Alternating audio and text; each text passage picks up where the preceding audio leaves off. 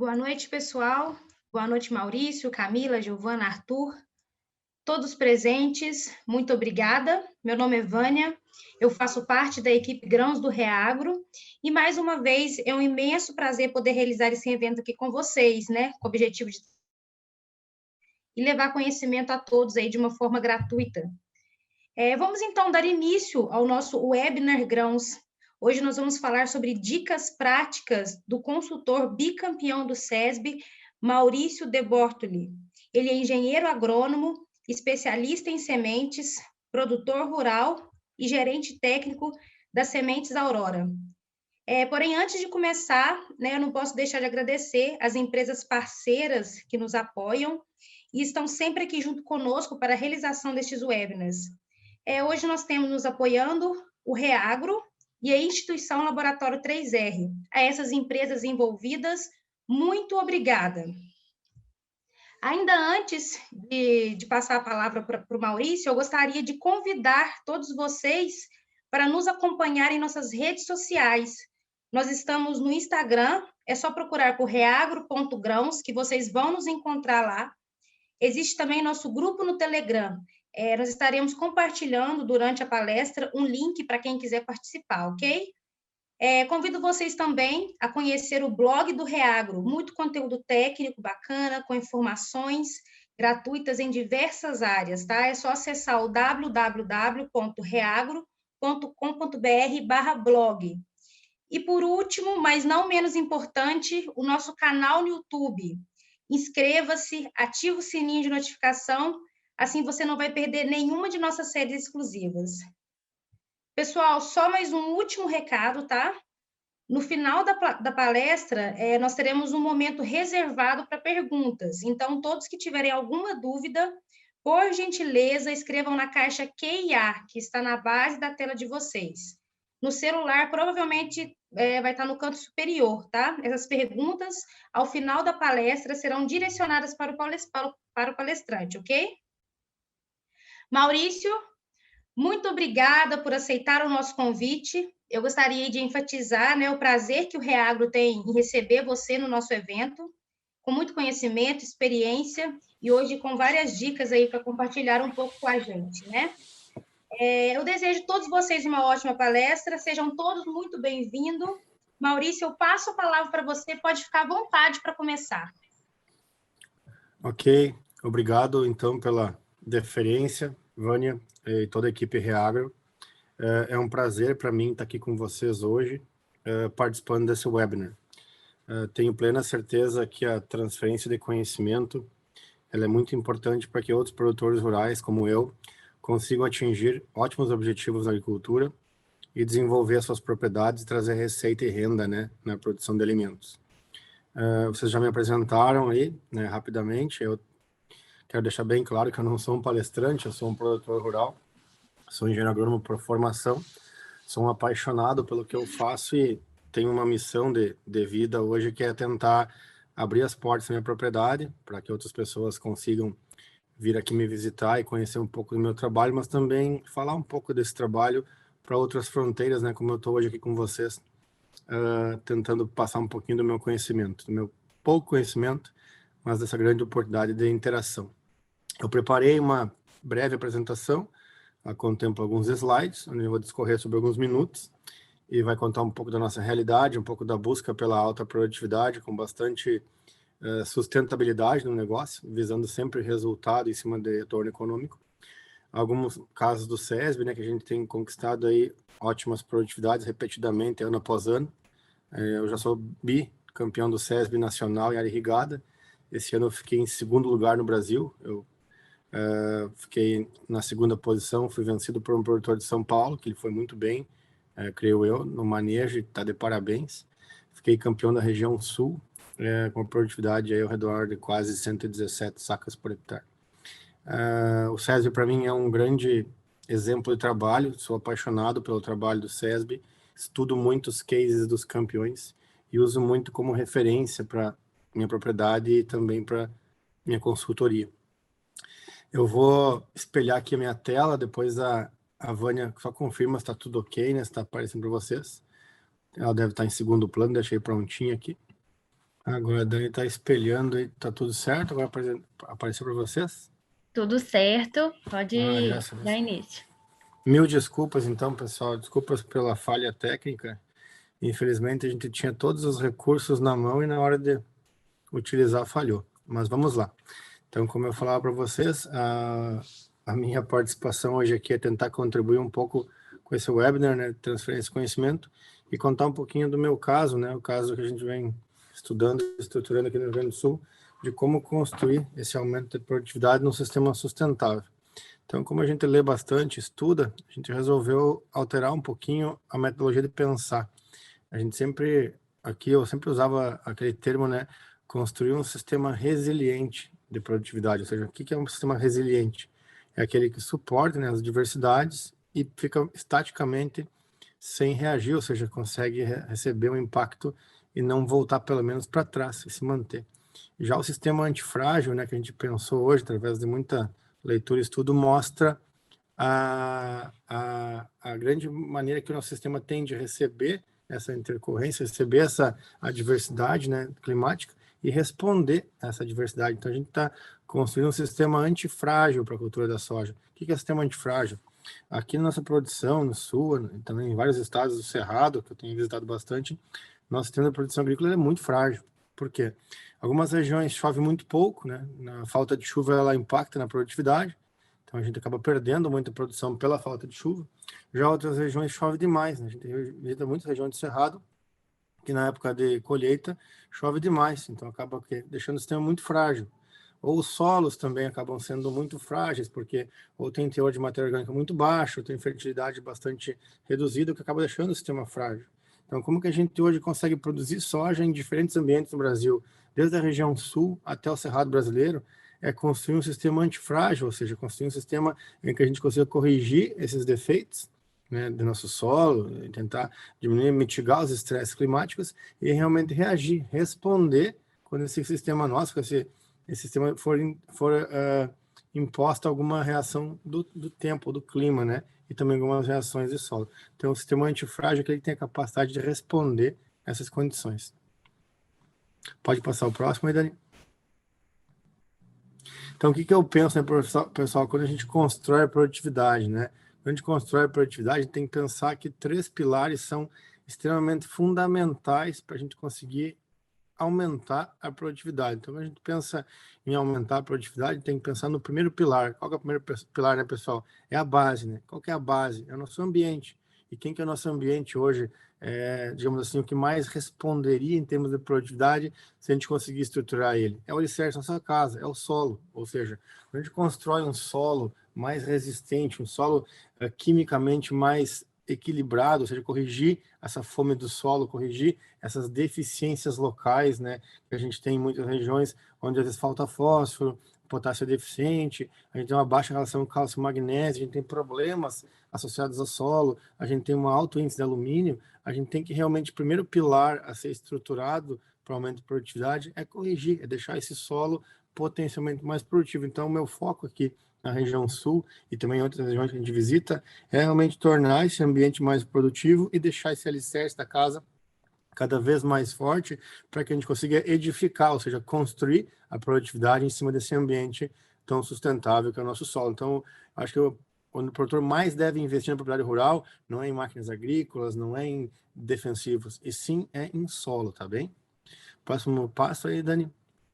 Então, após esse primeiro pilar produtivo, que seria, né, a questão de solo, a base, a gente aí sim consegue pensar em outra opção que é assim, que responde depois desse ambiente solo, que é a genética, que é a estrutura dessa casa. Como que eu vou edificar as paredes do meu potencial produtivo? Como que eu vou crescer em produtividade? É assim, escolhendo uma genética responsiva, é escolhendo um material adequado, é semeando ele na época certa, ou seja, encontrando a janela mais ideal, é acertando a população, ou seja, a genética sim, ela é muito responsiva, a gente tem recebido muitas cultivares com alta performance, ou seja, com alto potencial produtivo, porém elas têm muita resposta aqui a ambiente. Então esse ambiente tem que estar muito construído, muito bem estruturado, para que as genéticas aí sim consigam responder em produtividade. Pode passar o próximo slide aí, Dani? E lá por fim, né, pessoal, no telhado dessa casa, ou seja, no grande fechamento desse nosso projeto de elevação da produtividade, encontra-se o quê? Na cobertura. E a cobertura, basicamente, para mim, o entendimento de cobertura na produtividade, no aumento da produtividade agrícola, ou seja, na manutenção dos meus potenciais genéticos, é o manejo. E quem que está no manejo, pessoal? Aí sim a atuação é nossa, o quê? Nas escolhas das ferramentas, no uso de proteção de cultivos, na mitigação de estresses gerados, talvez, por alguma doença, alguma praga, num bom manejo de planta invasora, ou seja, como que eu consigo hoje defender ou proteger esse meu alto potencial produtivo construído através do longo dos anos, é caprichando no manejo. E aí sim as boas práticas agrícolas, aí sim o conhecimento agronômico, aí sim a experiência do produtor entra e conta muito, porque você sabe que o nosso sistema é frágil, né? Sabe que ele vai sofrer impactos na natureza. Ou essa falta de chuva vai gerar um estresse fisiológico, ou talvez uma doença vai entrar muito cedo e vai impactar em mais custos de manutenção usando algum defensivo, algum agroquímico, ou a gente vai precisar talvez interromper um ataque de alguma praga. Então, a visita diária, o acompanhamento, o capricho com o dia a dia na lavoura fazem muito a diferença. Então, base bem feita e estrutura, parede bem edificada genética e cobertura, ou seja, manejo, garantem sim a produtividade. Isso não é reinventar a roda, e sim é tentar verificar aonde a gente tem as perdas, aonde estão as lacunas da produtividade e realmente investir no seu controle, ou seja, em contornar esses desafios e aumentar ou pelo menos garantir que o potencial produtivo seja mantido durante o ciclo produtivo, tá bem? Então essa é basicamente assim, são os 3 pilares. Próximo slide agora fala também dos fundamentos da produtividade, né? Podia dar um toque na tela aí, por favor. Então, esse slide eu quero focar bastante com vocês, né? Como que a gente constrói a produtividade, sabendo que alguns dos fatores, alguns dos fundamentos da produtividade, a gente não tem domínio. Hoje, o clima, praticamente, ele compõe 50% do nosso sucesso produtivo. Ou seja, o clima, ele é soberano. O clima, ele faz parte de uma região onde a gente está inserido e a gente tem que tentar conhecer esse clima para o quê? Para fazer as estratégias de manejo, para fazer a estratégia de trabalho e fazer com que o clima não seja o principal fator limitante à nossa produtividade. Então, a gente pode o quê? Acertar melhor a janela para aquela cultura dentro do verão, tentar escolher materiais que tenham um ciclo responsivo àquele manejo e também talvez utilizar alguma tecnologia que consiga mitigar o estresse do clima e consiga entregar produtividade mesmo não ocorrendo o clima que a gente realmente sonha. Ou seja, então a irrigação é uma estratégia de manejo para conseguir aumentar, ou digamos assim, manter esse potencial produtivo mesmo num ambiente onde o clima não favoreça, tá bem? Próximo toque aí. Outro fator que também limita muito a produtividade, e aí começa a mexer na parte dos pilares que eu citei antes, é o solo. 23% do nosso potencial produtivo hoje numa lavoura de soja está diretamente ligado ao solo. E aí a nossa grande oportunidade, talvez, de aumentar ou desenhar esse potencial produtivo elevado, que é corrigindo, às vezes, deficiências de fertilidade de solo, para que essas deficiências, para que esses nutrientes que talvez estejam em baixa concentração, não limitem a nossa produtividade. Então, hoje o solo, para mim, e através dos estudos, na verdade não é a minha opinião, esses são estudos que mostram, contextualizam, que 23% do nosso potencial está realmente ligado a relações com o solo, tá bem? Próximo toque aí. Outros 13%, pessoal, do nosso potencial produtivo diretamente estão ligados aonde? A genética, isso mesmo. As genéticas hoje, elas acabam entregando um melhor potencial produtivo. Então, se o solo tem uma alta capacidade, a gente conseguiu investir nesse solo para que ele responda em termos de elevação de potencial, a gente aí sim pode se dar o luxo de usar uma ótima genética e a nossa escolha, a nossa verdadeira assim, opção do material genético tem impacto em torno de 13% do nosso sucesso nessa atividade. Então, se a gente for somar solo e genética, a gente já tem aí uma boa contribuição em termos de manejo. E o último toque, por favor.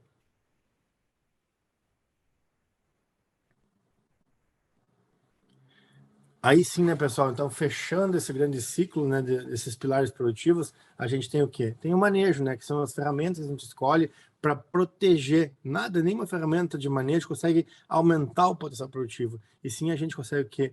Minimizar as perdas. Então, 14% do nosso sucesso em termos de elevação da produtividade, em termos de manutenção das genéticas e potenciais daquele solo, estão diretamente ligados ao quê? A manejo. Então, as nossas escolhas, as ferramentas que a gente usa para poder manter essa lavoura ou tentar aumentar o potencial, estão diretamente ligadas às nossas escolhas técnicas, ao dia a dia do produtor, as escolhas das ferramentas que vão entregar alto potencial produtivo, que o manejo aí sim protege, né, essa nossa escala de alta produtividade.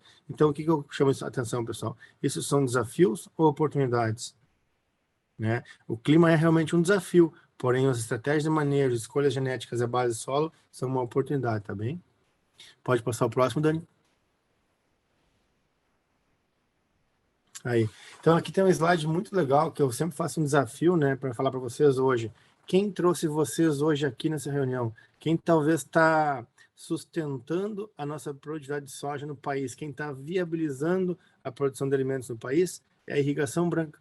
E a irrigação branca, para mim, pessoal, é o calcário, ou seja, o calcário é o condicionante de solo que permite que todas as tecnologias que a gente use no ambiente de produção tenham o quê? Resposta.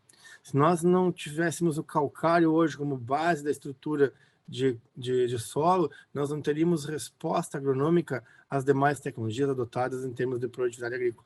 O solo é um condicionante sim, desculpa, o calcário é sim um condicionante de solo, é um redutor de pH, é um promotor de aumento de quê? De crescimento radicular. Dá mais um toquezinho, Dani, por favor.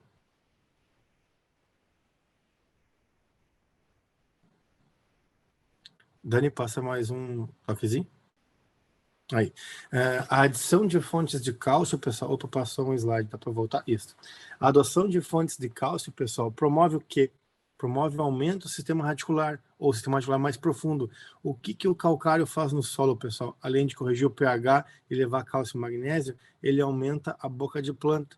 E ao aumentar a boca de planta e neutralizar esse pH ácido, ele acaba possibilitando que mais nutrientes sejam acessados via o quê? Via raiz.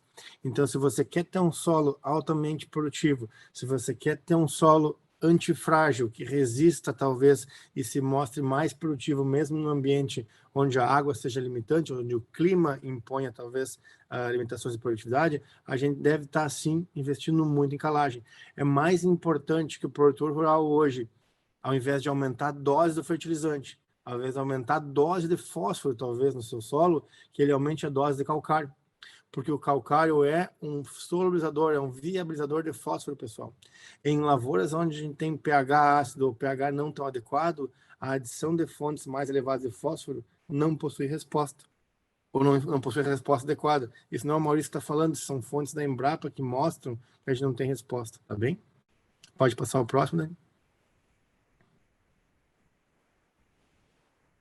Mais um toquezinho. Então, como que a gente mostra isso, pessoal? Olha só esse mapa que legal. Ó. Eu vou mostrar para vocês uma evolução da fertilidade do solo numa área onde a gente fez uma amostragem aqui dentro do Grupo Aurora, em Cruz Alta, onde eu trabalho desde 2005.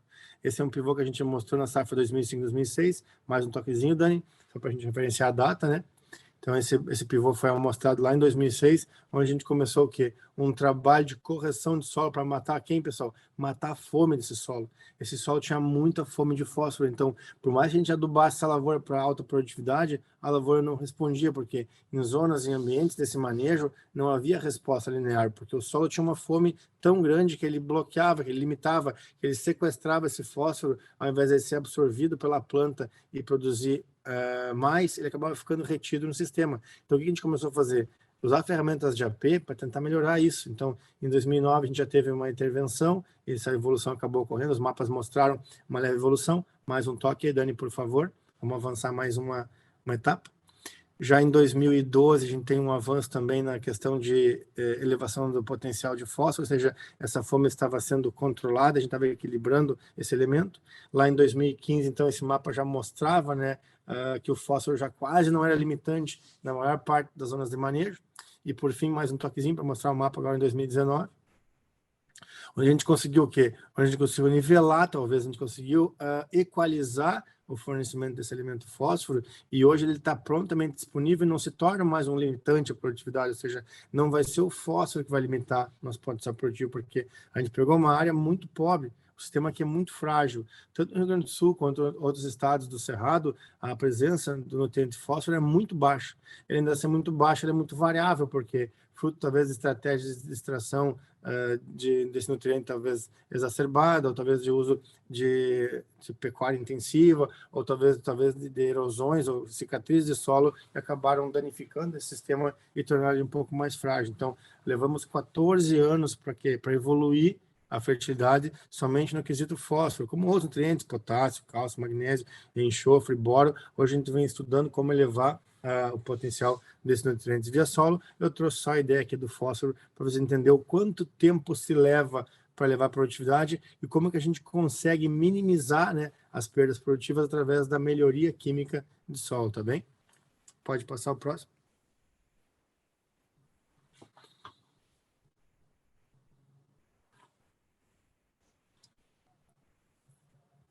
Pode passar o próximo aí, Dani, por favor.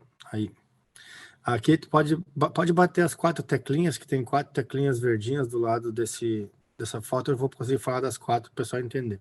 Então, aqui a gente mostra uma camada de exploração do sistema radicular, ou seja, como que a qualidade física do solo acaba impactando no potencial produtivo. E isso a gente chama de quê? De construção de um perfil mais adequado para o aumento de produtividade. Essa imagem mostra muito essa dinâmica de raízes em profundidade, e isso só ocorre quando a gente tem oxigenação radicular, pessoal, onde a gente não tem condição física dessa raiz desenvolver, ela não desenvolve, acaba não acessando, talvez, camadas mais baixas do solo, camadas mais inferiores, e acaba não encontrando o quê? Uma absorção adequada de nutrientes. Então, uma raiz só vai crescer onde fisicamente o solo estiver preparado para receber essa raiz, estiver quimicamente equalizado, ou seja, que ele não tiver nenhum impedimento químico para a raiz cresça. Então, onde tem alumínio, a raiz não cresce, acaba não absorvendo nutrientes. Mas a coisa mais importante aqui, pessoal, num solo fisicamente preparado, é a retenção de água, porque o nosso sistema é muito frágil. O nosso solo, através da agricultura, da repetição de anos agrícolas, ele vai se tornando mais compactado na camada superficial. E ao se tornar compactado, ele vai absorvendo menos água. E ao absorver menos água, ele guarda menos água no sistema. Então, a gente tem que fazer o quê? Nosso foco, nossa meta hoje é, sim, conseguir fazer com que o sistema nosso de produção agrícola armazene mais água, armazene mais esse sistema, para que ele, quando faltar água no sistema, quando houverem os períodos mais longos de estiagem, a gente tenha água disponível para a planta na solução do solo e ela não pare de fazer a sua fisiologia, entendeu? Então a gente deve construir um sistema cada vez mais antifrágil, para quê? Para que a gente aumente o crescimento do sistema radicular, e nesse crescimento radicular a gente aumenta o quê? A boca de planta. Então, hoje, o nosso foco aqui no Sul, para tentar minimizar as perdas em decorrência dos grandes períodos de estiagem, como 18, 21, 24, até 28 dias que a gente fica sem chuva expressiva na região, é sim construir um ambiente de solo cada vez mais profundo, para que as raízes consigam ocupar esse espaço e beber essa água que está na solução do solo, guardada através das poucas chuvas que ocorrem no verão. Para vocês terem uma ideia, na safra 19 e 20, aqui no Rio Grande do Sul, foi um dos maiores ciclos de seca da história do Rio Grande do Sul, choveu 262 milímetros, num ciclo de verão de 6 meses, em que o normal, em que talvez o ideal seria, pelo histórico de chuvas, chover de 750 a 800 milímetros. Então, vocês têm uma ideia, choveu 1/3 do valor, do volume de chuva que realmente acaba sendo distribuído nessa época, nessa fase tão importante e crítica, que é do desenvolvimento, floração e enchimento da soja. Então, a gente teve um ano muito difícil de produtividade, mas mesmo num ano muito difícil, os talhões com melhor preparo do solo, com melhores características físicas e com bom equilíbrio químico, produziram muito bem em relação a talhões talvez não tão adequados, mostrando que realmente o manejo e o uso e cuidado com o solo faz a diferença, tá ok? Pode passar o próximo aí, Dani.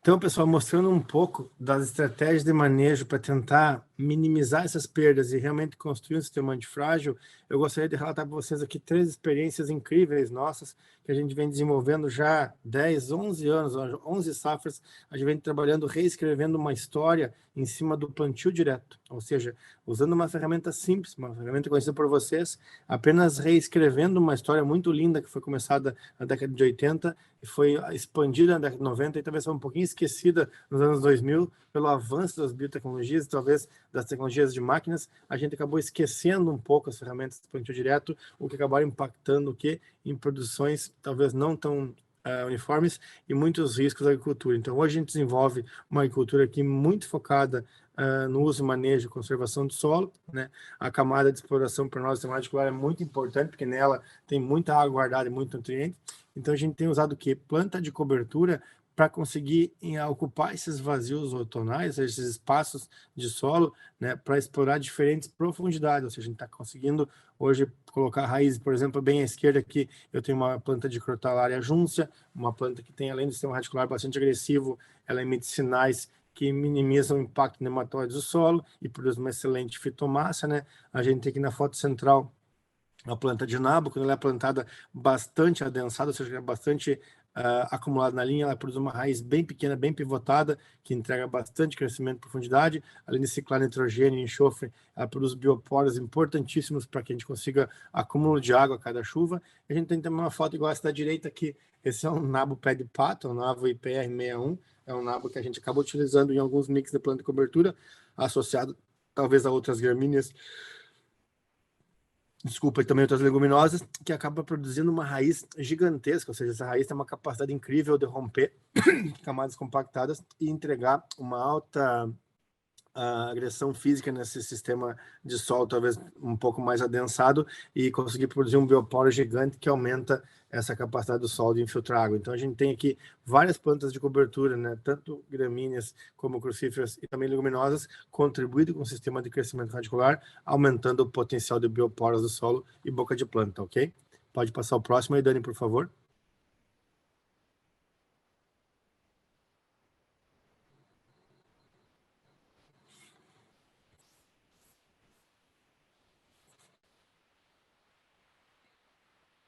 Então aqui eu quero mostrar uma imagem para vocês muito legal, que é uma imagem que a gente tem, geralmente a gente faz aqui algumas estratégias de manejo, de fazer o sistema colhe e planta, ou seja, hoje a gente faz a colheita e logo após a colheita faz a semeadura das culturas de cobertura. No caso, a gente entra com semeadura de inverno, ocupando o vazio outonal entre a colheita de verão e talvez a entrada de inverno, porque a gente tem um espaço de 70, 80, às vezes 90 dias para encontrar a janela ideal entre uma cultura de verão e uma cultura de inverno. Então a gente nunca deixa o solo descoberto. A gente sempre faz o sistema colhe e planta, utilizando plantas de cobertura, tanto em mix, que na foto da direita a gente tem um mix nabo forrageiro mais aveia preta. Aos 35 dias após a colheita a gente já tinha 2 plantas de cobertura ocupando rapidamente esse solo, absorvendo o nutriente nitrogênio que estava na palhada de soja. E aqui à esquerda, pessoal, tem uma foto, uma imagem que mostra a máquina colhendo, a resteva de soja já sendo formada, ou seja, a palha de soja no solo, e ali um nabinho, né, nascendo, pessoal. Aqui, ó, a gente tem um nabo que já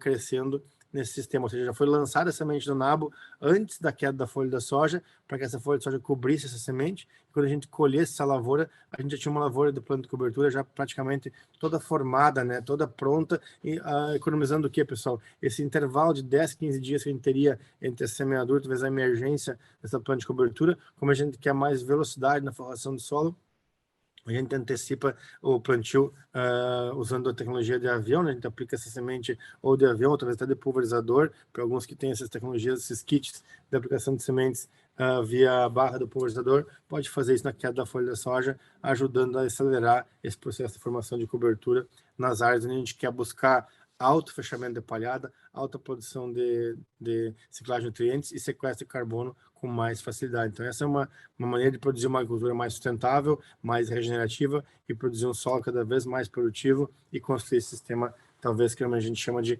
antifrágil, tá bem? Pode passar o próximo, Dani, por favor.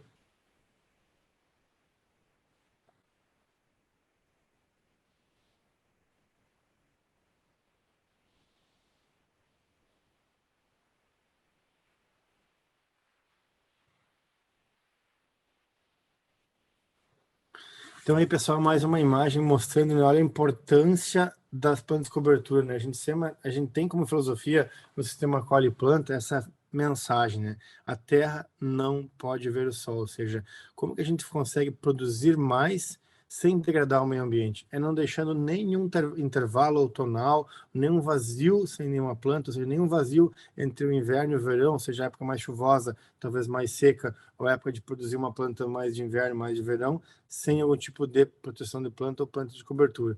Então aqui tem uma imagem do nabo ocupando espaço rapidamente, mas também mostra essa veia preta, pessoal. Essa veia preta que não recebeu nenhum tipo de adição de fertilizante ou de tipo de estímulo via tratamento de semente. Essa semente, a veia preta, foi lançada com semeadora, né? Foi plantado em mix com nabo forrageiro. Olhem só a capacidade de produção de raízes que ela tem, com 30, 35 dias, 40 no máximo, a gente já tem uma veia de 30 centímetros no solo, absorvendo nitrogênio, que é fornecido via resto cultural da palhada de soja. Ou seja, quando a gente produz aí 3, 4 mil quilos de soja por hectare, nós conseguimos deixar em torno de 60, 70 até 80 quilos de nitrogênio disponível na palhada, ou seja, esse grande potencial produtivo que tem a soja, tanto de grãos, ela tem de deixar de nitrogênio no seu resto cultural na palhada. Essa palhada decompõe rapidamente.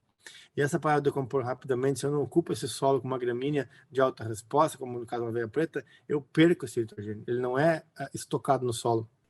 E sim, ele é perdido através da decomposição rápida, que essa palhada pobre, né, em relação, talvez, carbono e nitrogênio, seja uma palhada muito rica em nitrogênio e pobre em carbono, acaba não se mantendo no solo. Então, se eu ocupo rapidamente esse solo com uma gramínea, eu absorvo esse nitrogênio e transformo em o quê? Em nova fitomassa, sequestro esse nitrogênio para dentro dessa palhada, mineralizo ele, ciclo ele através da cultura da aveia. Então, é uma grande oportunidade que a gente tem de produzir sistema antifrágil, mais resistente às adversidades, é sim estar entrando com esses mix de planta de cobertura logo após a colheita e não deixando a terra nunca ver o sol, tá bem? Pode passar o próximo, Dani, por favor.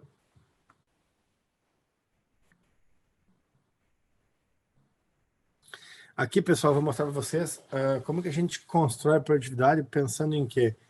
No benefício das ações do uso de mix de planta de cobertura. No passado, a gente fazia o quê? Os monocultivos, né? Essa imagem da esquerda mostra o quê? Mostra como que a gente fazia a agricultura no passado. Era monocultura. Eram as culturas, talvez, de aveia no inverno, as gramíneas de inverno aqui no Rio Grande do Sul, e a soja no verão. Se a gente fazia o binômio aveia, desculpa, aveia soja. Então a gente tinha o quê? Um pequeno estoque de água no solo, porque essa água não infiltrava, essa água ficava nas camadas mais superficiais, porque tanto a aveia quanto a soja não tinha um potencial radicular mais expressivo, não tinha uma capacidade alta de produzir bioporos, porque os monocultivos têm essa característica. Eles têm fins apenas comerciais.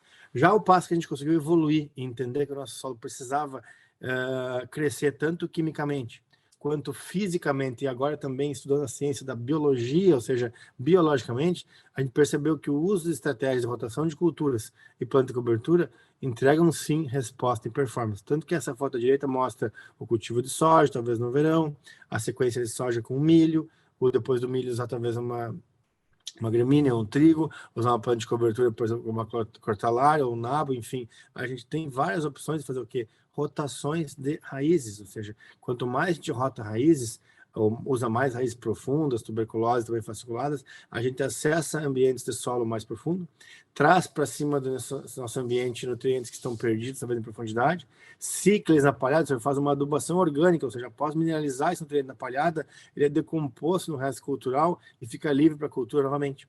Então a gente tem uma adubação orgânica muito expressiva. O uso desses mix de cultura traz muita resposta do ponto de vista de ciclagem de nutrientes, talvez, que estavam perdidos em camadas mais subsuperficiais. E o principal fator também que a gente não pode esquecer, e que a gente vem estudando muito, muito hoje em dia, e deve ser o foco de vocês também hoje na atividade agrícola, é a atividade biológica. Essa atividade biológica hoje ela pode ser medida.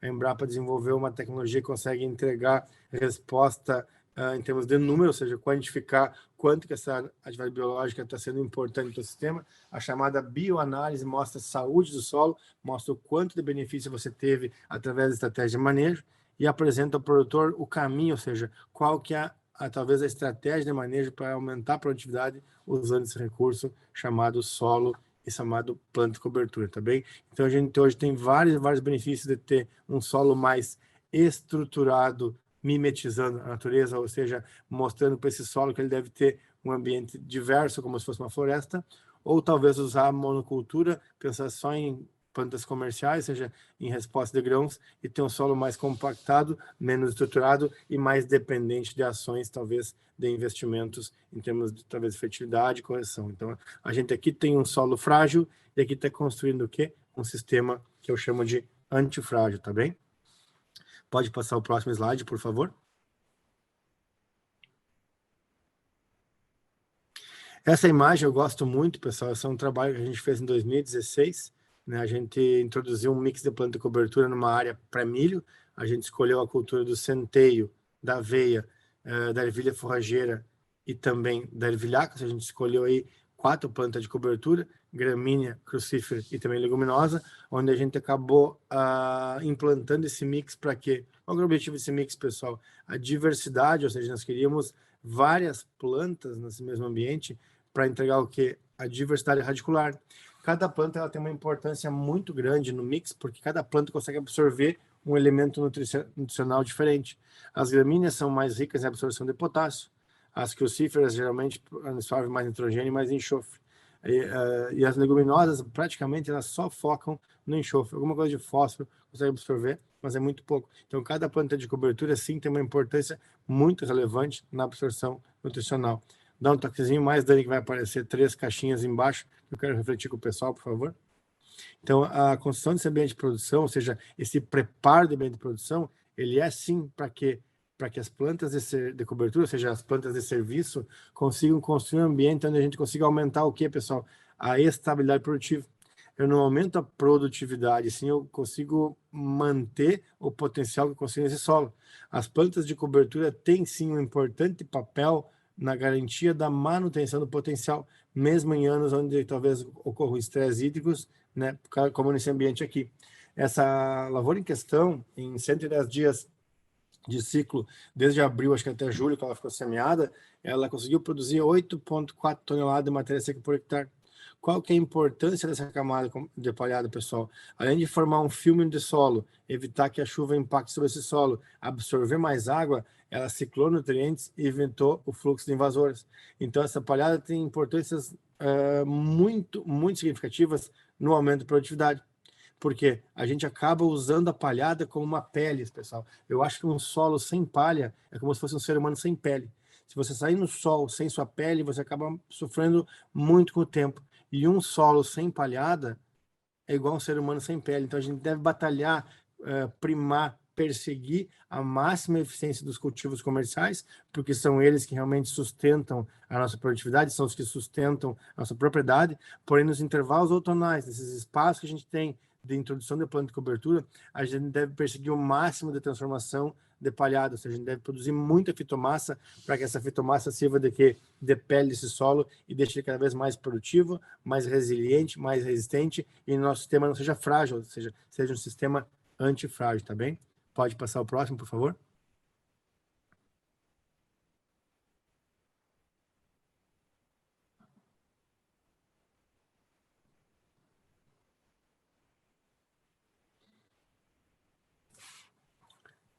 Aí.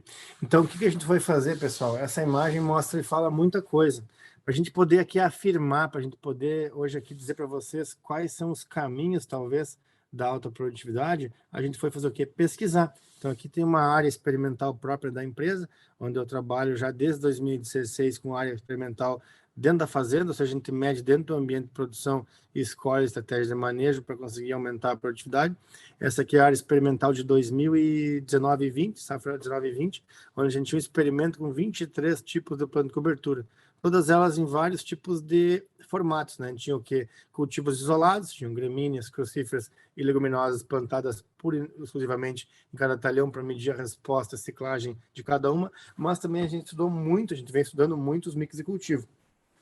Tanto os mix que vêm prontos, ou seja, são produzidos por indústrias ou por empresas que já fazem o balanço dessas sementes, quanto o mix que nós mesmos aqui misturamos na fazenda. Ou seja, a gente tem mix de cultivo aqui desde 2, 3, 4 até 5 plantas de cobertura ao mesmo tempo. Ou seja, a gente faz uma, como diz a dona Carminha Mício lá, a gente faz uma muvuca de planta para tentar ver o que cada planta consegue entregar de resposta e performance em termos de quê? Qual que é o nosso objetivo, pessoal, em mixar essas plantas, entender o benefício que ela gera para a cultura posterior. Mas para a gente conseguir mixar, para a gente conseguir entregar a melhor resposta e performance e uso desse mix, a gente tem que estudar o quê, pessoal? Qual que é a melhor época de semeadura, porque os mix, ou as culturas de cobertura, elas têm chaves de inversão de época de plantio. Algumas são boas mais na época quente, outras são boas na época fria, outros preferem estações mais chuvosas, outros preferem estações mais quentes. Então a gente tem que saber qual que é a melhor época de introduzir as plantas de cobertura. Depois, saber e acertar a densidade populacional. É muito importante acertar qual que é o equilíbrio entre gramínea, crucífera e leguminosa, para que cada uma entregue a sua resposta em performance, tanto em ciclagem quanto em cobertura de solo. E qual que é a melhor associação de espécies, porque a associação ela acaba impactando diretamente na cultura que vem posterior. Algumas associações de espécies são boas para milho, outras são boas para trigo, e outras são boas também para soja, ou seja, a gente tem vários tipos de planta de cobertura entregando resposta tanto em termos de nutrientes, quanto em benefícios, talvez como o controle de nematóide, por exemplo, que é um problema para várias regiões de cerrado. E qual que é o índice de cobertura, pessoal? O que a gente quer medir com isso aí? O quão rápido essas plantas de cobertura conseguem forrar o solo para que esse índice de cobertura acabe protegendo esse solo do fluxo, por exemplo, de invasoras. Então é muito importante que essa cobertura ela se estabeleça rapidamente e feche esse solo para que ela realmente, com esse filme protetor, acabe evitando também o quê? Fluxo de invasores. E por fim, claro, né, entregar o dado, ou seja, a gente mede muitas áreas experimentais o volume de matéria seca, porque qual é o objetivo nosso, pessoal? É conhecer quanto matéria seca consegue produzir cada área experimental dessa, ou seja, cada bloco experimental, e quanto de nutrientes ciclados a gente tem por planta de cobertura ou por mix, para saber o quê? Para depois saber recomendar, para poder falar para vocês qual que é o caminho da autoprodutividade, eu tenho que estudar e entender melhor esse tipo de trabalho, esse tipo de resposta a campo. Então, o nosso CTPA, que é o Centro Tecnológico de Pesquisa Agronômica, criado aqui dentro do Grupo Aurora e já tem 5 anos de estrada, a gente tem muito dado em termos de vários tipos de tecnologias, mas as plantas de cobertura são sim o nosso foco principal, porque é as que estão estruturando e dando a verdadeira sustentabilidade ao nosso sistema de produção aqui no Sul, tá bem? Pode passar o próximo aí, Dani.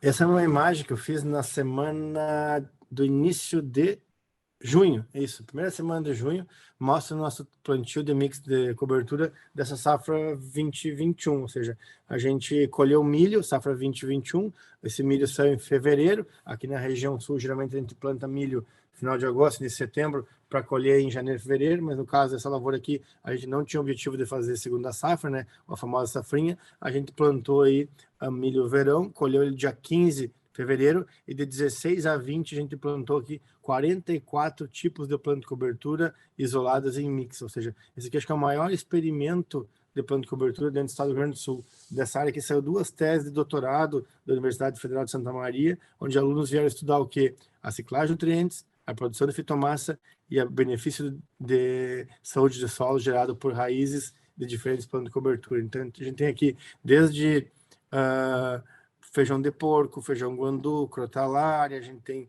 sorgo, milheto, sudão, nabo, ervilhaca, enfim, a gente tem vários tipos de planta de cobertura, todas elas isoladas também em mix para medir o quê? Resposta e performance em todas as culturas que vão ser plantadas na sequência. Então essa área aqui já foi dessecada e enrolada no metade do mês de junho e foi semeado trigo aqui em cima dessa área, ou seja, nesse sentido aqui do plantio norte-sul, foi semeado trigo para medir o quanto cada planta de cobertura dessas aí pode beneficiar a cultura posterior de inverno, e também vai ser plantado soja depois em cima dessa mesma área para medir a resposta e aumento de produtividade e performance da cultura da soja. Então, são parcelas gigantes, são parcelas de 30 metros de largura por 300 de comprimento, todas plantadas usando a plataforma da Climate, né, o Field View, e todas vão gerar bastante resposta em termos de manejo de produtividade, porque essas parcelas sim vão impactar nos resultados desse mesmo inverno e talvez no verão subsequente. Esse experimento de longo prazo vai mostrar muita resposta e performance em termos de colheita. A gente vai usar tanto NDVI também como mapa de colheita para avaliar o benefício das plantas de cobertura em sistemas subsequentes comerciais, tá bem? Pode passar o próximo aí, Dani, por favor.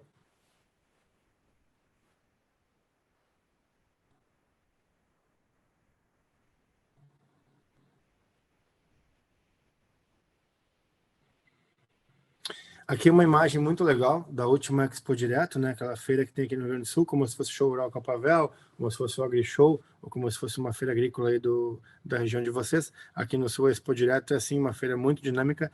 Eu passei por vários stands de máquinas, né? Na feira, mas não foi o que me chamou a atenção. O stand que mais me chamou a atenção foi esse aqui. Inclusive, eu pedi para tirar uma foto minha nesse stand. Aqui está o Germano Coraza, que é o meu colega agrônomo aqui da CGL Tech, e também está o Valmir Trost, que foi meu colega da faculdade, mostrando que, olha o benefício, pessoal, dessas plantas de cobertura, como na foto aí está aparecendo o sorgo forrageiro, o capim-sudão e o milheto. Olha a potência radicular que tem essas plantas de cobertura e que podem consumir bioporo, ciclar nutrientes e melhorar a parte de saúde do solo, aumentar a vida do solo, porque essas plantas, pessoal, excretam pelas raízes substâncias altamente necessárias para o aumento da vida do solo.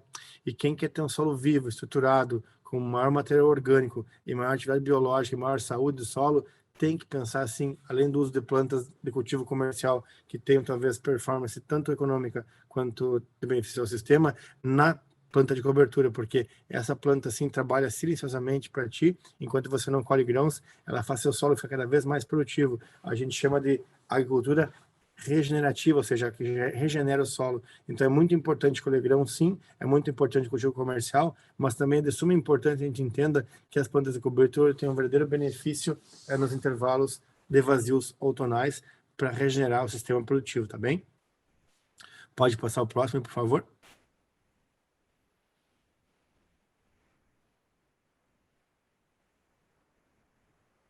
Aqui eu trouxe uma imagem alusiva, eu gosto muito de mostrar essa imagem, que fala o quê? Que um solo coberto, ou seja, que um solo onde a gente tem palhada, ele tem um depósito de carbono. O que é um depósito de carbono, pessoal? A gente acaba aportando carbono para o solo, a gente está sequestrando esse elemento da atmosfera e trazendo para esse solo através do quê? Da formação da palhada, da formação da biomassa e do aumento do teor de matéria orgânica. Então, esse depósito de carbono seria como se fosse um aporte de recursos. Pode dar um toquezinho mais, por favor? Seria como a gente tivesse o quê? Trazendo uma economia para esse solo, trazendo uma reserva financeira para o sistema. Então, solo coberto é sim um solo onde a gente tem o quê? Mais estoque de recursos. Ao passo que a gente tem um solo descoberto, que à direita tem uma imagem onde mostra a não manutenção da palhada, ou seja, a gente tem uma área onde foi removida a palha, a gente está queimando, está gastando um recurso muito importante, que é no saque desse carbono, ou seja, esse carbono está sendo perdido para a atmosfera. Pode dar um toquezinho a mais, Dani, por favor. Esse carbono acaba sendo o quê? Ao invés de depositado, ele acaba sendo sequestrado, acaba sendo sacado do solo e acaba comprometendo um recurso muito importante para nós, que seria como se fosse uma economia. Então, a gente acaba, ao invés de guardar esse recurso nesse ambiente de produção, a gente acaba sacando. Mais um toquezinho, por favor, Dani. A gente acaba removendo esse recurso importante que acaba não sendo utilizado de maneira correta quando houver algum estresse. Então, quem quiser ter uma conta corrente positiva, quem quiser ter um solo coberto, deve sim pensar em palhada, que é a maneira de você conseguir estar realmente reunindo recursos e reservas para esse sistema. Pode dar um toquezinho mais, por favor, Dani? E quem não tem o solo coberto, quem não tem a palhada como foco, quem acaba removendo essa palha, tem sim o solo negativo, ou seja, a conta corrente tua não tem estoque, não tem reserva, não tem como você guardar esse sistema. Então é muito importante que você pense em sistemas de produção mais eficazes, que tenham a palhada como verdadeiro aporte de reserva nesse solo, tá bem? Mais um toque, por favor. Como que a gente aumenta, então, a qualidade nos dados, né, pessoal? Por favor, mais um toque aí, Dani. Olha só que legal, tu pode dar 5 toques e mostrar para o pessoal aqui como que estava esse... Aí, deu, tá bom. Essa aqui é a imagem, volta um, Dani, por favor. Aí, essa aqui é a imagem, pessoal, super recente, essa aqui é a imagem da colheita da área do SESB em 2021. Essa área foi no dia 18 de março. Aqui é um pivô central, você pode ver na imagem, aqui à esquerda, no canto superior da tela, tem um pivô central, o qual a gente acabou não utilizando ele de forma efetiva, a gente só usou esse pivô central para irrigar a soja para nascer e depois não utilizou mais durante todo o ciclo, mesmo tendo intervalos com não tanta ocorrência de chuvas. Mas olhem só, pessoal, o que eu chamo a atenção para vocês aqui. Nós tínhamos no mesmo pivô 5 áreas escritas para o SESB, ou seja, a gente pegou 5 talhões e recortou para colher para o SESB. Para o quê? Para nós medirmos o quanto cada área tinha de resposta produtiva, a gente entender se a gente tinha muitas variáveis ou dados consistentes. Então a gente tem aqui, ó, desde uma produção próxima a 112 sacas por hectare, passando para o lado aqui de 113, 114, voltou 112, e aqui um último talhão aqui mais próximo à ponta do pivô, com 117 sacos. Ou seja, uma consistência muito alta de dados, não em talhões que são feitos para o SESB para ter simplesmente aumento de produtividade. Aqui não tem nada maquiado, pessoal, aqui é tudo, todas são parcelas plantadas de forma normal, ou seja, a gente plantou a lavoura de uma maneira a recortar essas áreas, né, desse sistema aqui, e entender se realmente nosso manejo, nossas estratégias, nossas práticas estavam produzindo mais soja ou não. E essa aqui, pessoal, é uma área muito arenosa, é um dos talhões mais arenosos da fazenda. Aqui a gente tem pedaços dessa lavoura de 18 a 25% de argila. É um solo geralmente muito parecido com esses solos de cerrado mais frágeis, esses solos que não tem muito agregado, não tem matéria orgânica, solo de CTC baixa, alto teor de alumínio e fósforo e potássio em deficiência. A gente tem que entender que esse solo aqui é um solo muito pobre, é um solo muito frágil, muito deficiente, que a gente tem que trabalhar constantemente para quê? Para melhorar esse solo, melhorar esse ambiente e conseguir produzir mais soja. Então, a gente consegue tirar aí algo em torno de 115, 120 sacos de soja de alguns lugares onde a gente tem muito pouco potencial desenvolvido. Quem conhece Cruz Alta sabe essa área aqui. Essa é uma área na saída de Cruz Alta em direção ao trevo de Panambi. É uma área bem arenosa, bem na beira da cidade aqui, onde a gente já conseguiu conquistar 2 vezes, né, altas médias produtivas, plantando sojas em ambientes talvez menos resistentes, ambientes mais frágeis de produção, tá bem? Pode passar o próximo, Dani, por favor.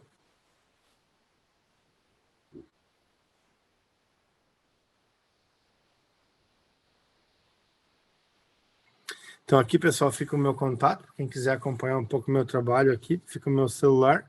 Aqui tem também minha rede social, meu Instagram e meu e-mail, para quem quiser manter o contato aqui. A gente deixa um pouquinho das nossas informações no dia a dia, na nossa página no Instagram. A gente passa bastante informação, troca bastante ideia, passa bastante dica, né, para produtores e consultores melhorar a estratégia de manejo.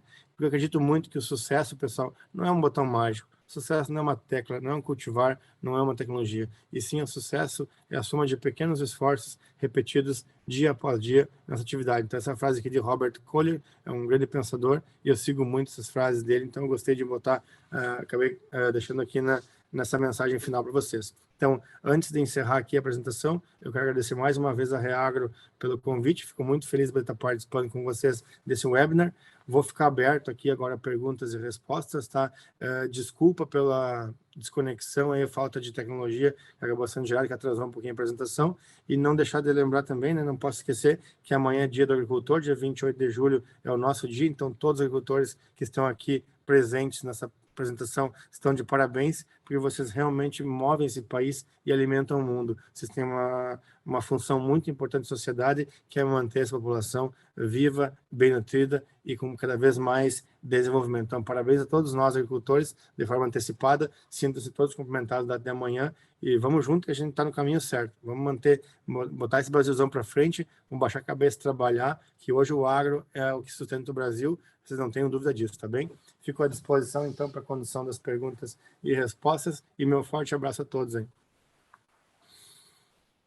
Maurício, nós agradecemos aí pela palestra, pela apresentação. Que material bacana, que várias dicas top. Eu tenho certeza que o pessoal gostou muito, porque está interagindo com a gente aqui, então isso significa que eles, né, eles gostaram. Antes de começar as perguntas, eu vou pedir só alguns minutos para vocês, tá? A gente vai apresentar algumas informações do nosso grupo Reagro. Enquanto isso, vocês podem continuar mandando perguntas na caixa QIA, tá? Então, eu vou convidar o Arthur para falar um pouco do nosso grupo e apresentar algumas oportunidades de curso da Faculdade Reagro para vocês. Eu só vou espelhar aqui, pessoal.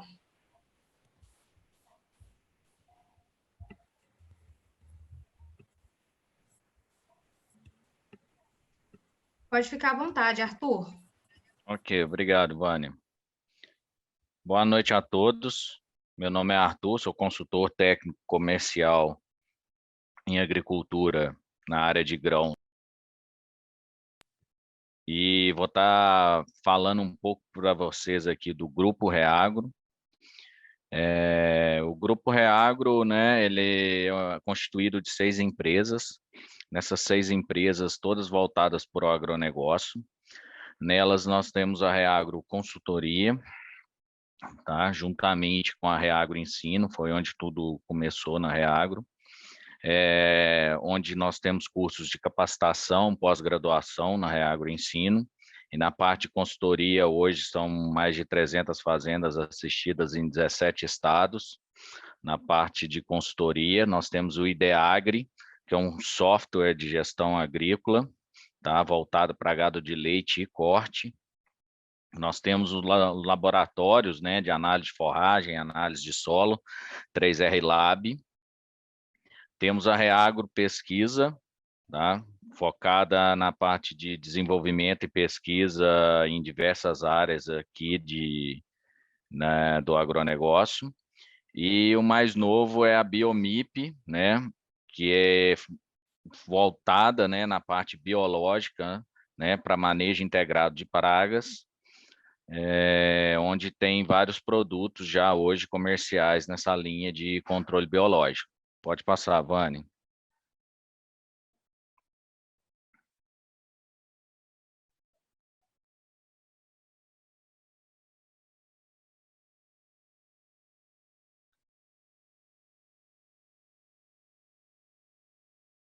Passou? Tá passando o slide, Vani?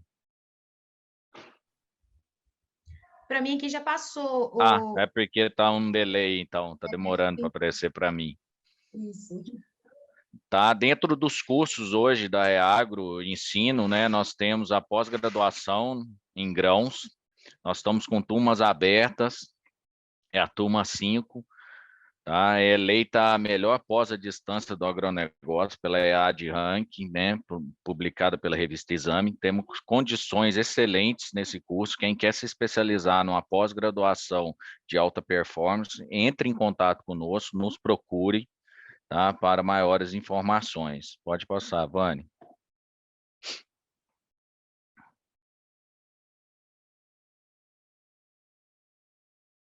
Dentro dos cursos de capacitação online, nós temos gestão em produção de grãos, que estamos também com turmas abertas, temos uma turma presencial em Lavras, tá? Que foi confirmada, que foi liberado o curso presencial. Nós estamos com uma turma para iniciar agora, dia 20 de 8 de 2021. Quem tem interesse em fazer o curso presencial, basta entrar em contato conosco, que ainda possuímos vagas e temos excelentes condições comerciais. Como o palestrante Maurício diz, quem quer se aperfeiçoar em agricultura digital na produção de grãos, conhecer toda essa tecnologia, como utilizar ela em benefício para atingir altas produtividades, também pode entrar em contato conosco. A gente tem esse curso com início para 13/9 e ainda estamos com vagas disponíveis. E para quem quer aprofundar, e que foi muito falado hoje no curso aqui, em fertilidade do solo e nutrição de plantas, para altas produtividades de milho e soja, nós estamos com a turma já fechada, com excelente procura por esse curso, esgotou antes do tempo, estamos com a turma 2 aberta agora, tá? Para início 4/10/2021, e quem tiver interesse, por gentileza, entre em contato conosco e nos procure para maiores informações e para saber também sobre as condições comerciais. Ok? Agradeço a todos aí o momento, tá? E uma boa noite a todos.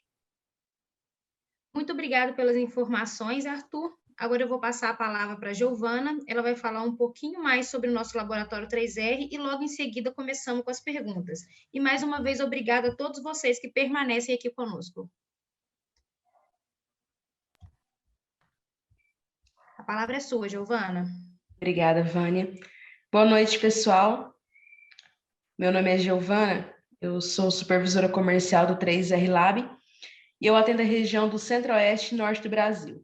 Primeiramente, eu gostaria de agradecer a presença de todos neste webinar, agradecer pelo todo o conhecimento compartilhado pelo Maurício, parabéns pelo trabalho que você desenvolve.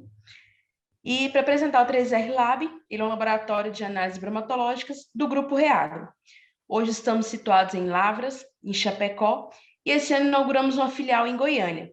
Fazemos análise de silagem, pré-secado, feno, ração, minerais, calcário, gesso, água, folhas, cama de composto, fertilizantes, amido fecal, ou seja, somos um laboratório completo voltado para atender os nossos clientes do agronegócio.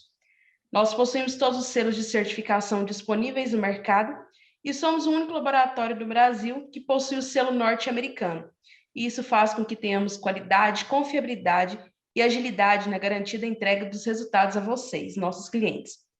Então, eu peço que sigam as nossas redes sociais do 3R Lab, tanto no Facebook, Instagram, YouTube, e participem dos grupos de WhatsApp e Telegram, para acompanharem nossos conteúdos publicados diariamente.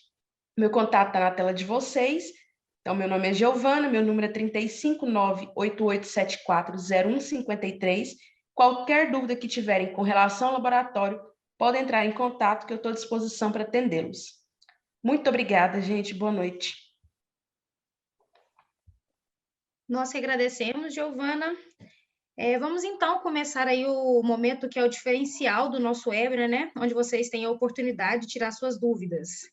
Mais uma vez, parabéns, Maurício, pela excelente palestra. Nós temos muitas perguntas e várias pessoas parabenizando aí pela ótima palestra, né? Então, vamos começar. A primeira pergunta é Jair Antônio. Gostaria de saber qual sua experiência para a cobertura do solo no período outonal para o cerrado, levando em conta o longo período de seca.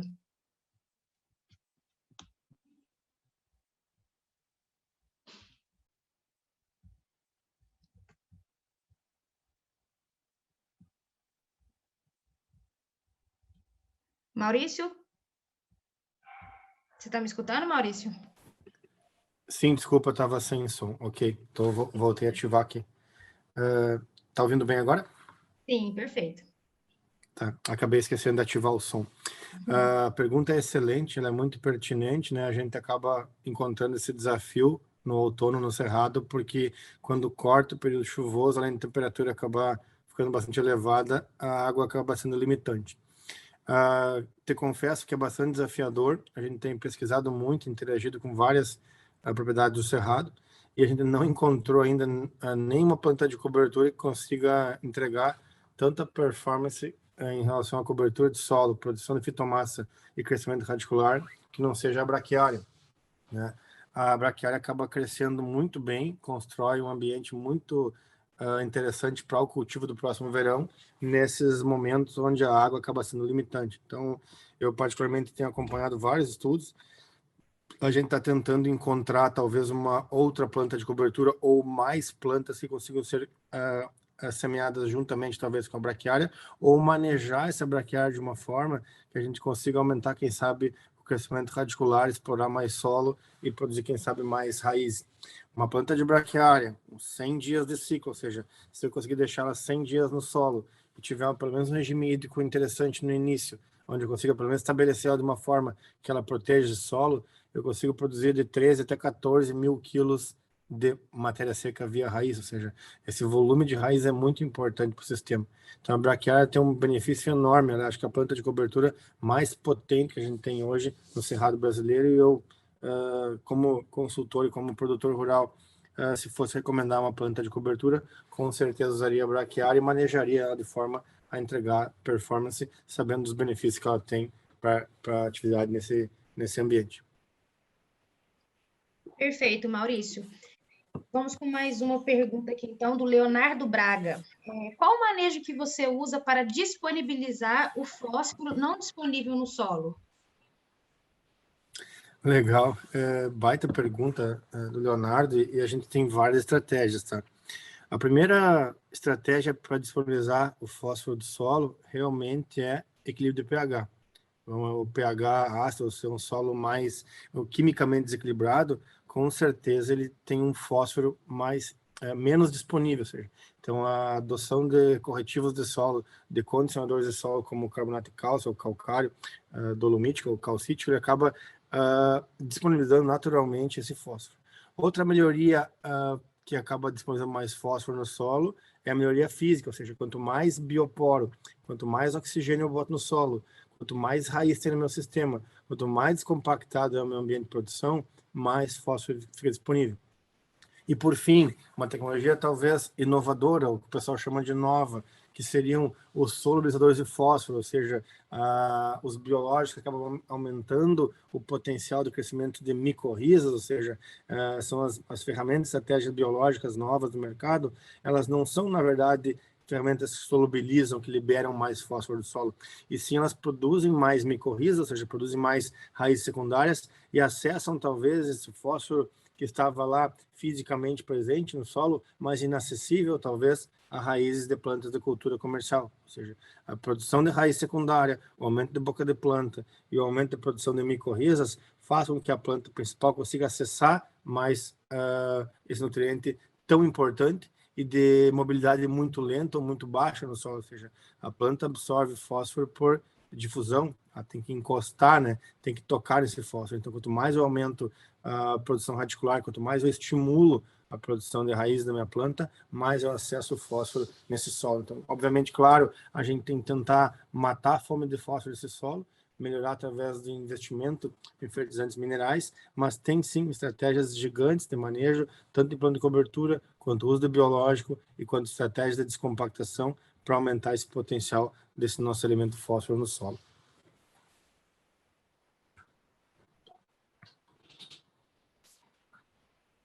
Perfeito, Maurício. Vamos com mais uma pergunta aqui, então. André, é isso mesmo, André pergunta: o que você atribui os campeões do SESB de sequeiro, na grande maioria das vezes, superarem o irrigado? Excelente, é o André que perguntou, né? Excelente pergunta, e tu sabe que isso é uma coisa quase que notória. E eu aprendi muito disso apanhando, sabe? Eu sou irrigante já 15 safras, desde 2006, eu tenho pivô na propriedade. Eu aprendi muito com pivô perdendo, isso mesmo. A gente tem o costume de usar a mesma filosofia de irrigar milho para irrigar soja, ou seja, muitos produtores acabam favorecendo a soja a desenvolver muito sistema de produção, mas não potencial produtivo, e sim fitomassa. Quanto mais você irriga a soja em períodos vegetativos e não estimula ela a aumentar a componente de rendimento, lá no final essa lavoura acaba não produzindo o que você realmente pensa. Por isso que a maior parte dos produtores de grãos que são campeões do SESB vem das áreas de sequeiro, porque esses produtores criam situações onde a planta de soja acaba emitindo sinais para contribuir, talvez, ou para superar esses estresses gerados pelo clima, ela acaba aumentando o componente de rendimento, ela acaba também construindo uma planta mais perfeita, ou seja, com menos volume de folhas e talvez de tecido. Ao passo que o produtor que tem irrigação como ferramenta de auxílio ou como seguro de produção, acaba, entre aspas, exagerando no fornecimento, talvez, desse recurso e acaba não produzindo de forma linear. Então, se eu pudesse dar uma dica para os produtores que têm pivô, ou para quem quiser colher alta produtividade, mesmo em área irrigada e superar talvez a área de sequeiro, é dosar, é quantificar, é saber entender melhor o quanto aquela planta, quanto aquela genética precisa de água e quanto usar esse recurso para que ele realmente estimule o potencial e acabe não impactando na redução da produtividade. Então, assim, ó, a produção de soja elevada em área irrigada, ela está muito no detalhe, basta o produtor entender que cada ambiente é diferente e as respostas não são lineares, também. Perfeito, Maurício. Vamos então com mais uma pergunta. João Marcos gostaria de saber se a aplicação de calcário da fazenda é somente superficial, também a frequência dessas aplicações. Legal, excelente pergunta. Sim, aqui na nossa propriedade, a gente tem como característica utilizar a aplicação em superfície, que a gente tem uma dinâmica desse calcário auxiliada pela produção de raiz, ou seja, a gente usa as plantas de cobertura como mecanismos de facilitação da descida desse calcário em profundidade, tanto pelo acesso da raiz ao alimento, como pela construção do bioporo. E a frequência aí que está um grande detalhe, né, pessoal? A gente parou de utilizar as recomendações antigas, que recomendavam usar de 3, 4 até 5 anos doses mais elevadas de calcário na repetição do uso dessa tecnologia, e sim, a gente começou a fazer aplicações com doses menores, mas sim com mais frequência. A gente tem um consumo aqui anual da ordem de 800, 1.000 até 1.200 quilos de calcário por hectare, naturalmente pelas plantas, pelo ambiente de produção que a gente trabalha. Então, a gente acaba utilizando em uma média de 2.000 a 2.500 quilos de calcário, um ano sim, um ano não, pela questão operacional. Se eu pudesse aplicar calcário todos os anos na minha lavoura, com certeza usaria em todo ano, ou a cada safra, essa tecnologia. Mas como eu não consigo vencer operacionalmente, comprar, transportar, estocar e espalhar esse produto todo ano, porque meu operacional é muito limitado, ou seja, tem uma área onde não consegue atender, a gente acaba fazendo com frequência de 2 em 2 safras para conseguir ter a manutenção desse sistema cada vez mais produtivo e necessário para a elevação da alta produtividade. Perfeito, Maurício. Vou com uma pergunta aqui agora, mais uma pergunta do André. Eu gostei da pergunta, então vou fazer mais uma pergunta dele aqui. Você considera que a compactação está limitando as produtividades muito mais do que a fertilidade dos solos? O André acabou de matar uma charada aí, Vânia. Realmente, de nada adianta o produtor investir na melhoria química de solo, na aplicação de minerais de forma talvez, entre aspas, exagerada, ao passo de querer rapidamente chegar à alta produtividade, se ele não condicionar esse solo fisicamente. Muitas vezes a melhoria da resposta química está no avanço da questão física, ou seja, a gente tem quimicamente presente o elemento no solo, porém fisicamente ele está indisponível devido à falta de oxigenação do sistema radicular. Então não adianta de nada o produtor investir na melhoria e estruturação desse solo através da adição de fontes minerais, se em paralelo a essa melhoria, esse investimento, ele não promover a melhoria física do solo. Existem várias e várias estratégias de manejo que conseguem melhorar fisicamente um solo, porém, isso de maneira isolada não confere aumento de produtividade. Então, a gente deve sim manter as amostragens de solo, as análises com frequência e o uso de estratégias de manejo que visam matar a fome do solo e disponibilizar melhores nutrientes, mas sim trabalhar na melhoria da questão física, porque é de suma importância. Hoje, eu acredito que muitos dos nossos solos no Brasil não estão produzindo por falta de calcário, de frequência e dose, mas também muitas lavouras não estão produzindo pela questão de impedimento físico que não potencializa o uso dos recursos, tá bem? Ok, Maurício. Vamos então com mais uma pergunta. Mário Jorge. Na sua opinião, qual o grau de importância do boro no sistema? Nossa, hoje o boro, para mim, depois que eu acabei melhorando as questões de equilíbrio de macro primário e macro secundário, ou seja, quando eu tentei resolver as principais limitações do meu solo, que eu encontrei assim um equilíbrio mais adequado para a produção de soja, o elemento que mais deu resposta aqui no meu solo foram 2, tá? Que não são os macro primários e secundários. Aqui as respostas foram muito boas a enxofre, né? Que é um macro secundário muito importante, mas depois das causas de enxofre resolvidas, boro como micronutriente via solo foi o que mais deu resposta. Hoje o boro é precursor de formação de tubo polínico, boro é sinalizador de absorção de potássio, boro é um elemento ligado diretamente à floração da planta. Então, as lavouras onde a gente tem uma presença desse boro em concentração elevada, ou seja, em concentração ideal, a gente tem uma resposta e performance, aumento de produtividade fantástica. As áreas onde a gente tem limitação de boro, acaba também tendo limitação, que a construção de potencial produtivo e absorção de nutrientes. Então, o boro, assim, é um fator que a gente tem melhorado a cada ano. A gente tem utilizado com frequência boro mineral, tá? A gente não tinha utilizado boro via outra maneira, a não ser via solo. Aqui a gente desenvolveu um trabalho de pesquisa bastante extenso, onde a gente utilizou diversas fontes de boro disponíveis no mercado, e a fonte que para nós aqui no ambiente sul, esse solo mais frágil, um solo mais arenoso, onde a gente tem dificuldade de aumento de matéria orgânica, foi através do uso do Lexita, né? A gente tem usado muito boro através do Lexita, tanto da aplicação dela juntamente com enxofre elementar, na formação através de pastilha, quanto na aplicação também do elemento puro, através da aplicação de briquetes de Lexita, né, via solo, na dose de 25, 30 quilos a cada ano, e essa dose acaba ciclando aí 2, 3 safras, sem problema nenhum de redução de potencial de presença desse elemento via solo nos nossos trabalhos aqui. Então, a frequência de uso do boro aqui aplica 1 ano, deixa 2 anos sem aplicar e volta a repetir a partir do 3º ano, caso as amostras acabem apontando que esse elemento acabou sendo absorvido e baixou sua condição via solo, tá bem? Perfeito, Maurício. Pessoal, felizmente nós tivemos muitas perguntas, mas infelizmente não vamos conseguir responder a todas, né, devido ao nosso limite de tempo. Então, pedimos desculpa por não conseguir esclarecer todas as dúvidas.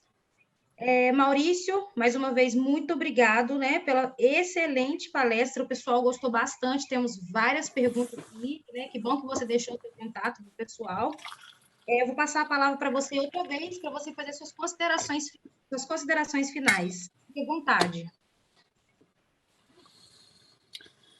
Tá bem, Vânia, obrigado mais uma vez pela deferência e pelas palavras. Eu fico muito feliz e honrado de ter sido convidado para esse evento.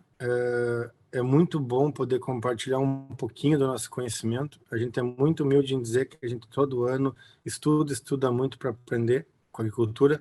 Ela é uma ciência dinâmica, ela não é exata. Eu acho que a gente está aqui num grupo seleto de produtores, consultores e engenheiros agrônomos que buscam sim estar se atualizando e mostrando que a agricultura permite que a gente, através do compartilhamento de informações, consiga crescer mais. Eu sou um apaixonado pelo que eu faço, estou sempre em busca de informação e conhecimento. Eu tenho muito contato com a Reagro, a gente é muito parceiro nessa troca de experiências, e fica aqui um abraço, um agradecimento e parabéns pela pujança, pelo empreendedorismo, por essa grande opção que vocês têm de ferramentas de informação e recursos ao produtor.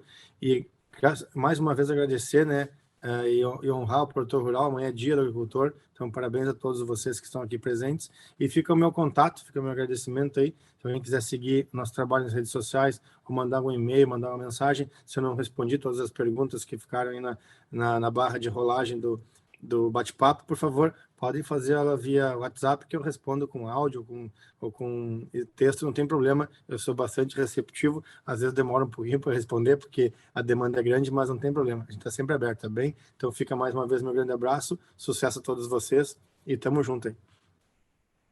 O Reagro agradece mais uma vez, Maurício. Agradecemos também a todos vocês que ficaram conosco até o final. Um abraço, pessoal, e até breve. Boa noite.